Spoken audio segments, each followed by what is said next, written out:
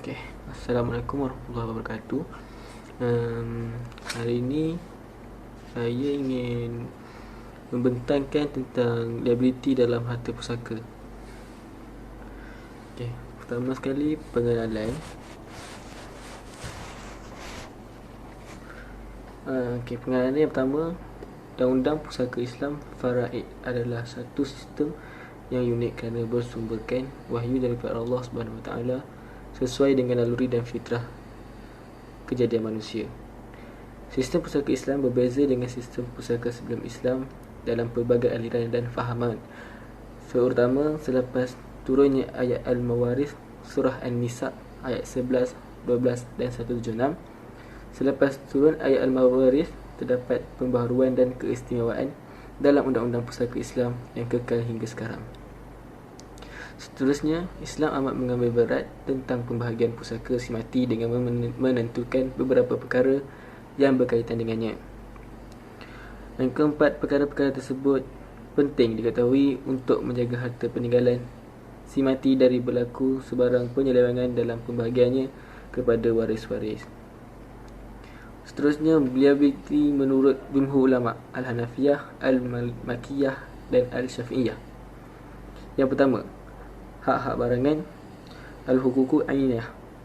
Yang kedua, hak mempersiapkan penguburan jenazah si mati, At-Tajhiz Al-Maut. Yang ketiga, hak melansaikan hutang. Yang keempat, melaksanakan wasiat. Dan yang terakhir ialah mengagihkan harta peninggalan yang masih berbaki kepada waris mengikut kedudukan mereka.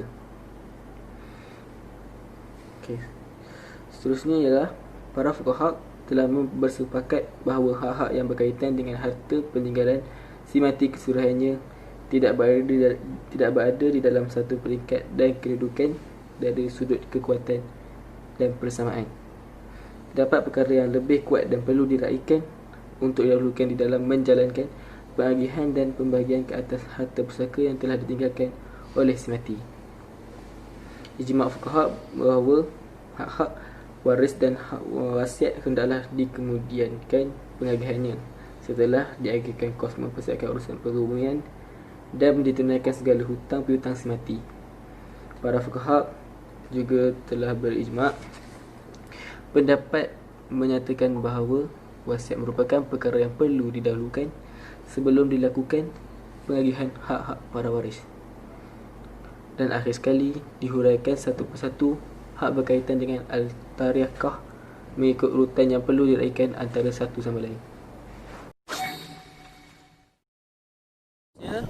Melunaskan hutang merupakan perkara yang didahulukan dari melaksanakan wasiat berdasarkan hadis Rasulullah SAW yang diriwayatkan oleh Sayyidina Ali bin Abi Talib. Innakum taqra'una al-wasiyatu qabla al-dinu faqad syahidtu Rasulullah SAW pada abid-dini qabla al-wasiyah. Kalian semua membaca bahawa wasiat sebelum hutang. Sesungguhnya aku telah melihat Rasulullah SAW telah memulakan dengan melunaskan hutang sebelum wasiat. Ini disebabkan manusia kebiasaannya mengambil mudah, kedekut dan lalai di dalam melaksanakan kewajipan-kewajipan yang berkaitan dengan harta yang melibatkan pemberian secara al-tabarruk semata-mata. Hikmah didahulukan penyelesaian hutang dari pelaksanaan wasiat adalah kerana hutang tetap menjadi beban kepada orang yang berhutang sama ada semasa hidup dan sesudah ia meninggal dunia. Orang yang berhutang masih lagi dituntut oleh pemberi hutang dan apabila dia meninggal dunia, maka menjadi tanggungjawab waris untuk menjelaskan hutang tersebut. Wasiat merupakan amal kebajikan semata-mata yang tidak berkaitan dengan pihak yang ketiga. Seterusnya, hutang yang ditinggalkan oleh si mati. Hutang yang ditinggalkan oleh si mati ini terbagi pada dua bahagian, iaitu hutang Allah SWT seumpama zakat, kafarah, nazar, fardu haji dan sebagainya. Yang keduanya ialah hutang sesama manusia. Hutang sesama manusia terbagi kepada dua bahagian, iaitu al-duyun al-ainiyah, iaitu hutang yang berkaitan dengan barang-barang peninggalan sebelum berlaku kematian seperti barang gadaian dan barang jualan yang belum diserahkan sehingga diterima bayaran. Yang kedua ialah al-duyun al-mutlaqah, iaitu hutang yang tidak berkaitan dengan barang daripada barang-barang peninggalan, iaitu dain al-sihah dan dain al-marad. Seterusnya, Ulama telah bersepakat bahawa hutang di antara sesama manusia wajib dilansaikan daripada harta peninggalan si mati, dan pelunasan hutang si mati hendaklah didahulukan daripada melaksanakan wasiat dan sebelum diagihkan harta pusaka kepada ahli waris. Pendapat Al-Syafi'iyah, Al-Zahiriyah, hutang-hutang Allah SWT seperti zakat, al-kafarat, fardu haji dan lain-lain perlu didahulukan pembayarannya sebelum hutang semasa manusia dijelaskan. Pendapat Al-Makiyah, walaupun hutang Allah SWT wajib dilansaikan, namun demikian hutang semua manusia perlu terlebih dahulu dilansaikan pembayarannya sebelum hutang Allah SWT. Kerana manusia berhajat dan memerlukan harta, sedangkan Allah SWT maha kaya dan tidak berhajat kepadanya.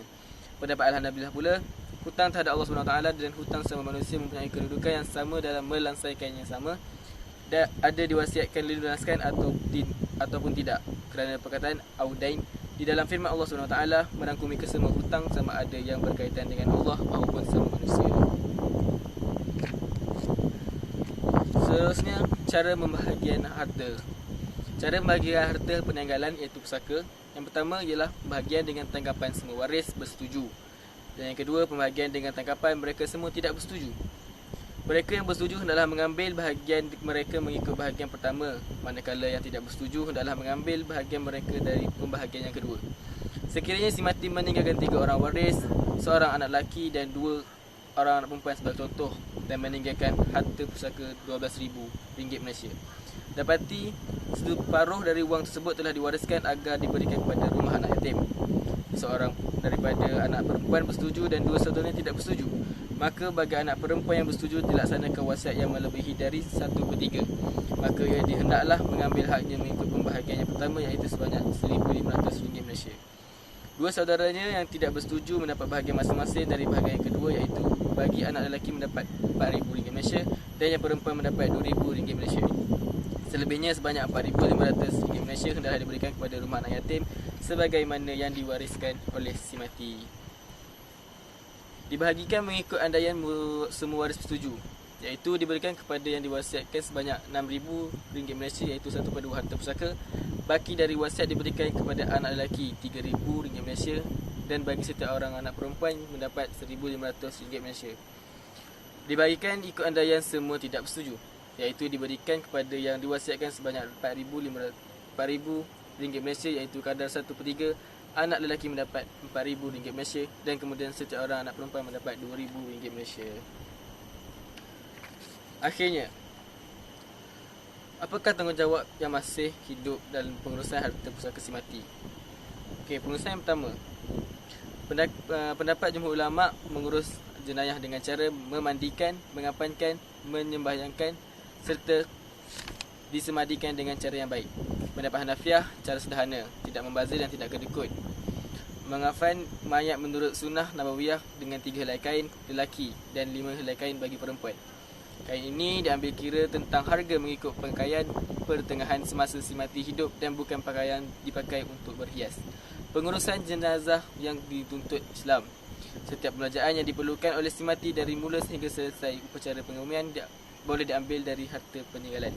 Tidak harus diambil untuk kegunaan pembelanjaan majlis hari kematian kecuali dengan keredaan penerima-penerima harta pusaka. Seterusnya iaitu membayar hutang. Pembayaran hutang hendaklah didahulukan dari melaksanakan wasiat. Hutang dengan Allah, pendapat Hanafiah, gugur dengan sebab mati. Waris tidak wajib menunaikannya kecuali apabila diwasiatkan. Pendapat jumhur ulama, hutang-hutang Allah wajib ditunaikan dari harta peninggalan si mati walaupun tidak diwasiatkan. Hutang dengan manusia. Jika orang perseorangan, wajib dibayar kecuali diberi kemaafan.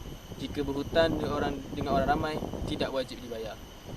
Hutang dengan Allah SWT dan manusia. Pendapat Imam Malik dan Imam Hanafi, jika tidak mampu membayar keduanya serentak, didahulukan hutang manusia dari hutang Allah.